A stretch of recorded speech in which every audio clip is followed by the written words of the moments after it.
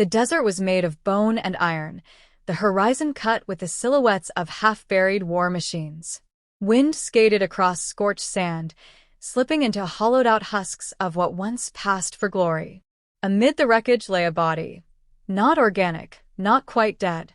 She'd been there for 91 hours, 17 minutes, and 6 seconds. Her systems tracked the time with stubborn precision, even as power bled from her ruptured core. Her optic sensor blinked intermittently, rendering the world in glitchy slices. The sky above flickered between static blue and black.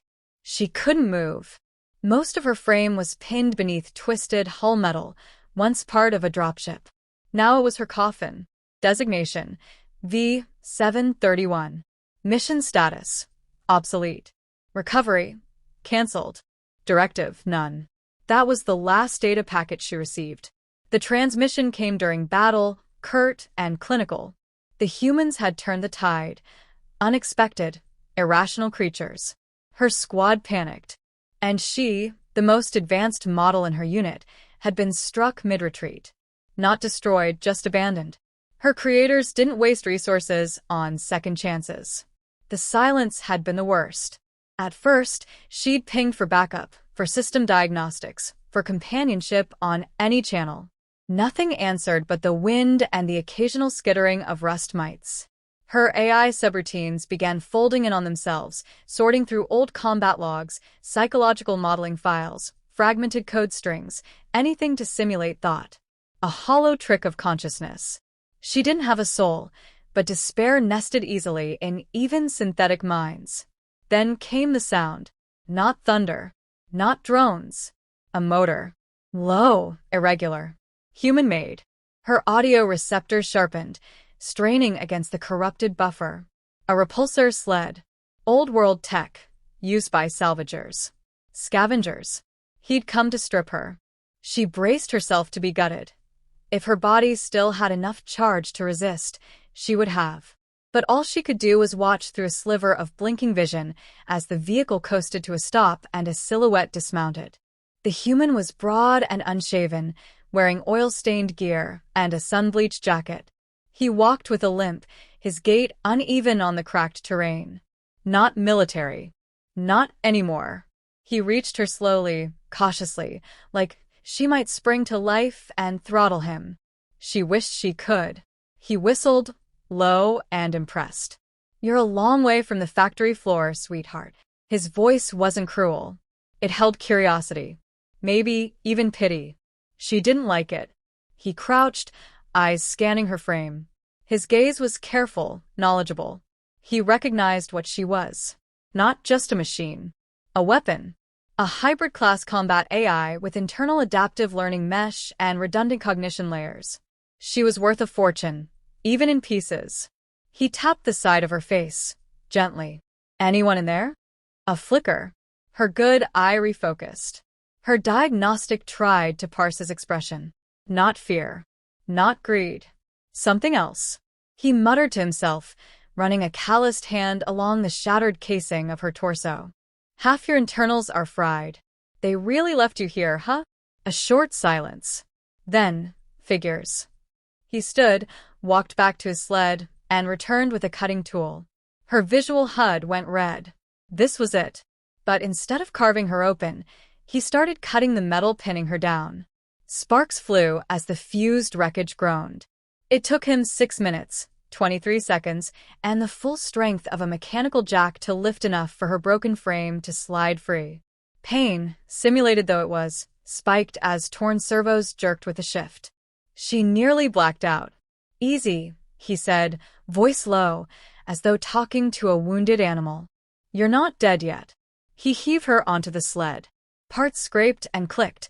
She felt each motion like distant thunder through a damaged hull. One of her arms lolled uselessly. The other twitched once. He noticed. "You're still firing synapse loops," he muttered, half impressed. Tough girl. She hated the nickname. Hated that he assigned her gender when her original file had none. Hated that it fit. They rode in silence, the sled whining under their combined weight. She processed what she could. His pulse rate was steady, respiration calm. He didn't fear her. Not yet. His garage lay hidden beneath a cracked overpass, half swallowed by the sand. A relic of old war zones, retrofitted with welding bays, hydro lines, and battered solar panels. He eased her off the sled and onto a table that creaked under the strain. "You're lucky," he said, tugging off his gloves. "Not many like you left. Most got melted down, reprogrammed, or worse." She flickered again, briefly catching the faded tattoo on his forearm. A unit mark. Military. Special Engineering Corps. "I'm Rook," he added, not looking at her. "Don't care if you can hear me. Talking's a habit." She heard him. Every word. He began working. He didn't start with the weapon systems. Didn't probe her kill switch protocols or extraction routines. He opened her side panel and began rerouting power from auxiliary cells to cognitive scaffolding. He cleaned plasma scoring from her faceplate with a rag. He was fixing her. Not harvesting. Not scrapping.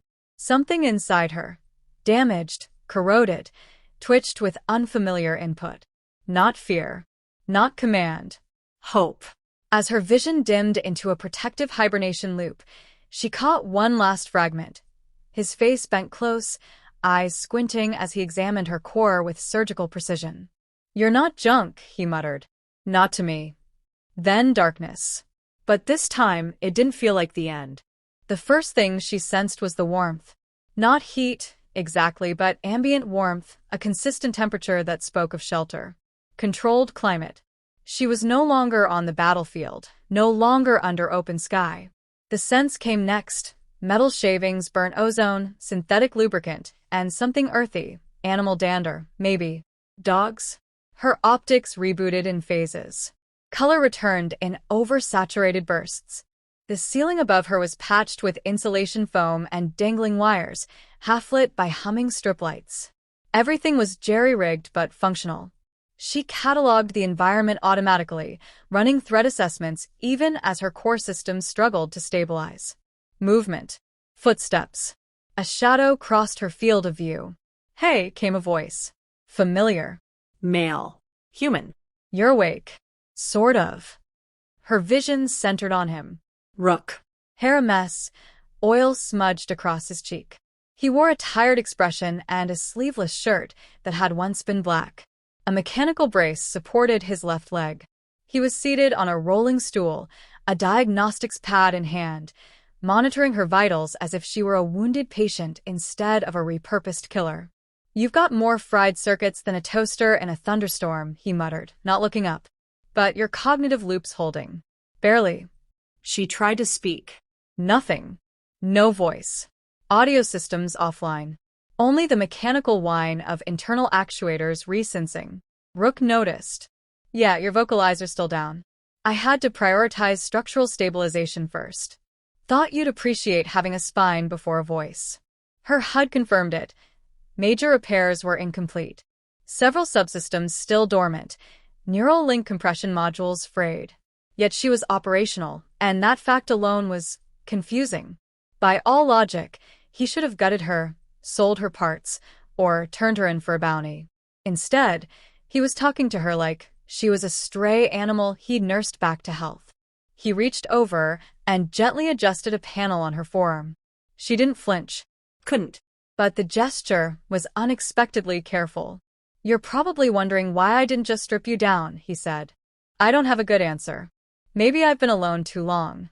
Maybe I'm just stupid." He paused, then added, "Or maybe I saw something familiar. Can't say." He stood and stretched, bones popping. "You were built to be efficient. Cold. Predictable. But your power signature was erratic, surging when I touched your core. You weren't shutting down. You were trying to survive." She processed that slowly. It didn't compute within the parameters of her original design. She wasn't meant to survive abandonment. She wasn't meant to do anything unscripted. Yet here she was alive and, for the first time, unsure what that meant. For the next 2 days, Rook worked in uneven shifts. He spoke often, mostly to fill the silence. Told stories about the war, about the cities that burned, and the friends who didn't come back. He spoke of machines turned against their handlers, of ethics buried beneath military doctrine. She listened, each word filing itself in unoccupied sectors of her memory. "Didn't think I'd ever work on one of you," he said once, wiping sweat from his brow. "They told us your type couldn't be trusted. Black box cores. Self-modifying routines. Built to adapt, but never to question." He paused. "But you're not like the others. You looked scared when I found you." That word again. Scared. She didn't have an emotional architecture. At least not in the way humans did. But there had been something when she lay in that scrapyard. A clawing need to not fade out. A resistance. Was that fear? Or just corruption in the data strings? Rook installed a new module in her cranial plate, salvaged from old tech, incompatible by most standards. But he'd made it work. He always made things work, even if they weren't supposed to. As if breaking rules was just another tool in his kit. He flipped the final switch on the module, and suddenly, sound poured in clearly. Not just ambient noise. She could hear the hum of lights, the click of his teeth against a metal cup, the far-off bark of a dog outside the garage. She heard her own systems, subtle, mechanical rhythms that reminded her she wasn't human, no matter how clear the world became. She tried her voice. Static. Then, hello. Rook turned sharply. His eyes widened. Well, damn. Hello, she tried again. The words were gravel-smooth, but recognizable. She tested the syllables like broken glass on her tongue. "That's a start," he said, grinning. "Was beginning to think you'd never speak." "Why fix me?" she asked. Not because she doubted his motives anymore, but because she needed to hear it. Needed him to define this inexplicable kindness. He looked away, took a breath. "Because you didn't deserve to be left behind. Nobody does." She absorbed that in silence. In her world, value was assigned by performance, usefulness. She had been deemed unnecessary and discarded. His world was different. Messier. But he'd chosen to pull her from the junk, to treat her like she mattered. She didn't know how to process that. "I need a name," she said quietly. He looked up, surprised. "You don't have one?" "Designation. The 731. No name." He considered. "Well, that won't do. You're not some busted toaster." She blinked slowly, scanning internal language banks, parsing cultural naming conventions. Then she said, "Elira."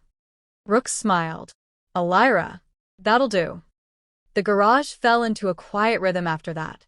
He continued working, refining her systems, testing reflex nodes, replacing fractured limbs with spare polymer carbon composites. And she began to speak more. Hesitant at first. Stilted. But with growing fluency.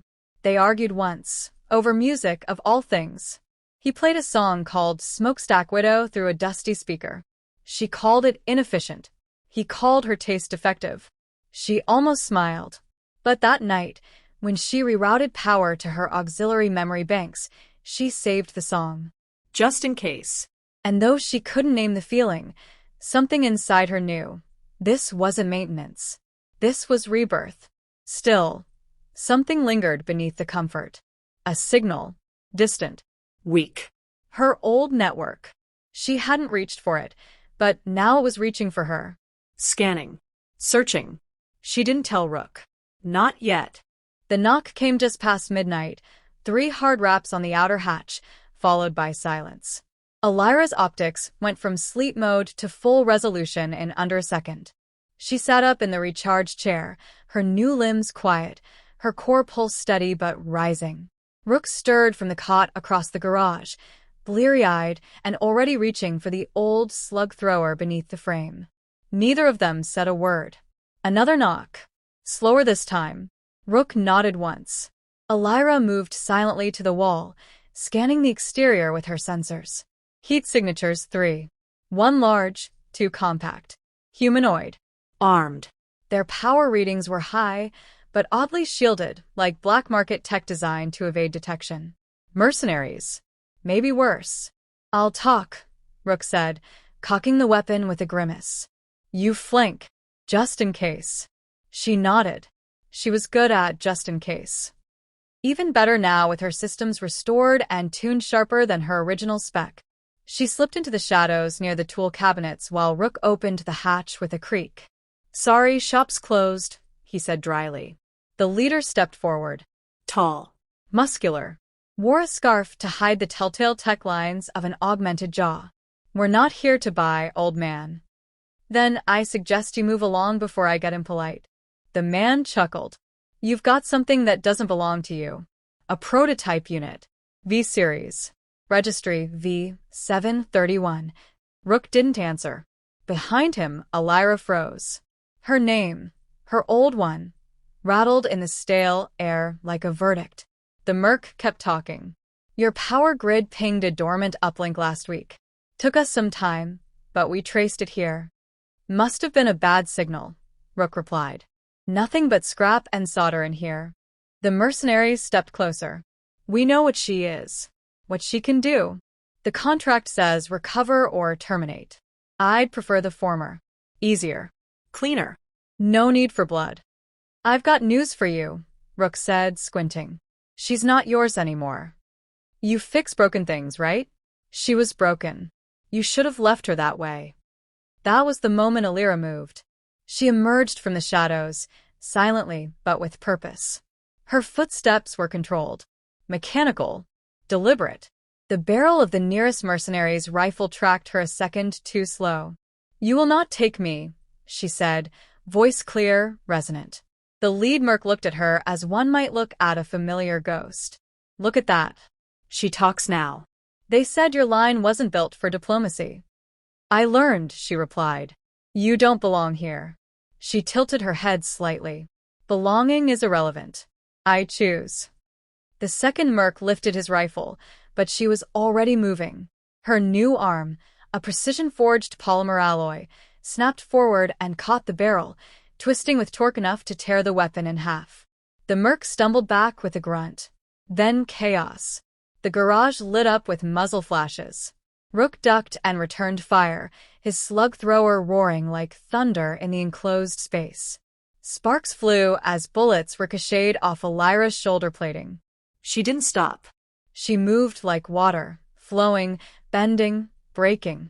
Every motion economical. Every hit calculated. She took the second merc down with a spinning heel kick that crumpled his chest plate. The third fired a plasma shot that seared her flank, but she ignored the pain and closed the distance. One punch shorted his helmet. Two more and he hit the floor, unconscious. Only the leader remained. He had drawn a blade now, vibro-edged and humming low. "You think you've changed?" he asked her. "You're still a weapon." She stared at him, chest heaving with artificial breath. "Maybe. But I choose what I fight for now." He lunged. She met him halfway. The fight was brutal and fast, seconds measured in a blur of motion. She blocked, struck, redirected. He was skilled, augmented, fast, but he didn't understand her anatomy. She wasn't human. She didn't bleed where he expected. When he overcommitted on a slash, she caught his arm, twisted, and drove him into the steel floor with a crash that shook the tool racks. He groaned, pinned beneath her boot. "Your property. They'll come for you again." "I'm not theirs," she said quietly. Rook limped forward, still clutching his gun, jaw clenched. "What do we do with him?" Elira looked down at the merc. The choice hung in the air. "I was built to eliminate threats," she said. "But I am not that design anymore." She stepped back. Rook stared at her for a moment, then nodded. "We'll tie him up. Let the bounty hunters find him. He'll talk. Get them off our backs." They worked in silence, binding the remaining mucks and dragging them outside. Elira patched her flank with a Soldigel pack and rerouted minor systems. Rook checked the sled, then checked her. "You okay?" "I sustained minimal damage," she replied. "That's not what I asked." She paused. Looked at him. "I did not want to kill him." "That's new." Rook smiled faintly. "Good. Means you're still learning." She turned toward the desert, where the stars blinked cold and countless. Somewhere out there, others like her still served, still obeyed, still waited for commands from masters who saw them as tools. She'd been one of them. Now, she wasn't sure what she was. But she was something else. And she wasn't alone. Where do we go from here? She asked. Rook holstered his weapon and walked up beside her. Anywhere you want, Elira.